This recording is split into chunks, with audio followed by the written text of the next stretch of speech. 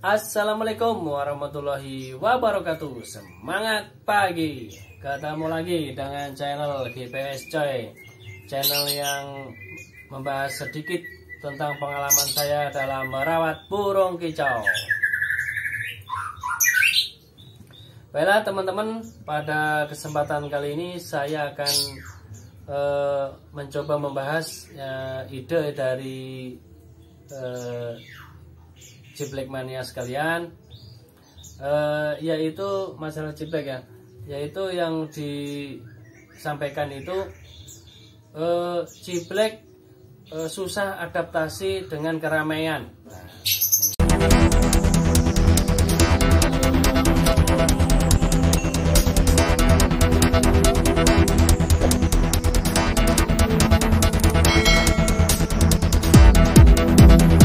Bagaimana solusinya? Yaitu solusi ciblek susah beradaptasi dengan keramaian. Nah itu ya.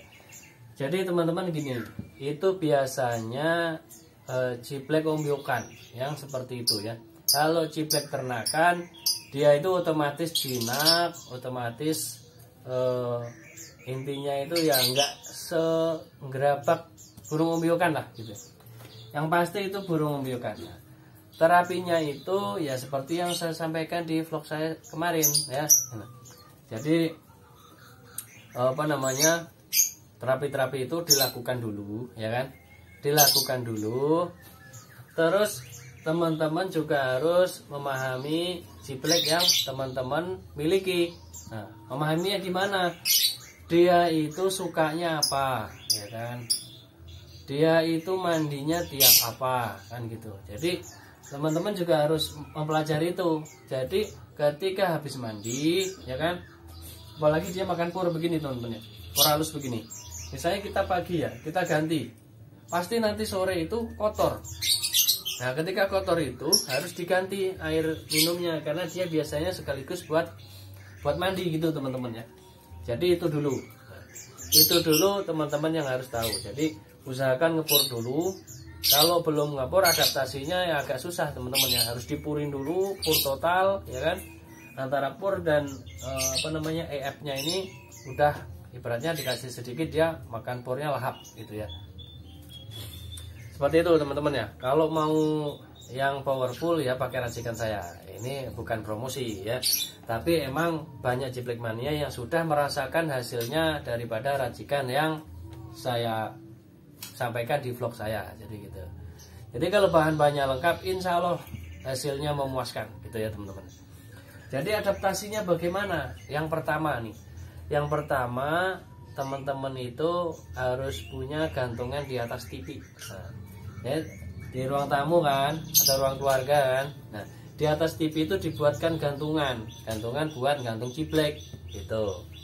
Cibleknya bisa dikerodong, bisa enggak. Nah, kalau ini ciblek saya ini enggak pernah saya kerodong, buka aja udah gitu ya. Atau dia gacor kan gitu. Jadi intinya itu mau dikerodong mau enggak itu bebas. Nah, itu teman-teman ya. Jadi taruh gantungan di atas TV. Nah gitu. Kenapa di atas TV gitu kan? Ya itu kalau nonton TV kan berisik ya. Kadang anak kita, keluarga kita kan pasti ngumpul di situ kan, kadang sambil ngobrol, ada yang sambil ketawa-tawa. Nah, di situ dia ibaratnya seperti diterapi keramaian gitu kan.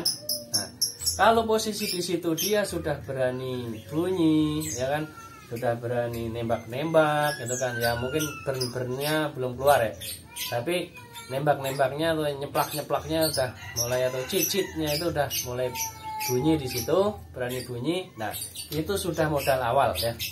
Jadi teruskan sampai mungkin 2 minggu lah. Pokoknya intinya kalau malam, tiap malam itu digantung di situ.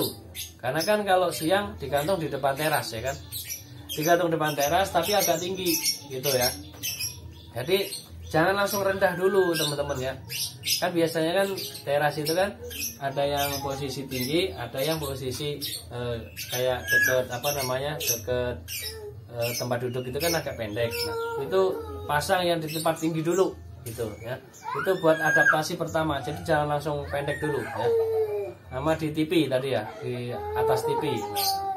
Nah, Jadi kalau teman-teman itu apa namanya terapinya seperti itu. Terus bisa juga digantung di deket apa namanya deket kamar mandi. Bukan di kamar mandi ya teman-teman, deket kamar mandi, karena dia akan dengeran tuh kricik-kricik gitu ya.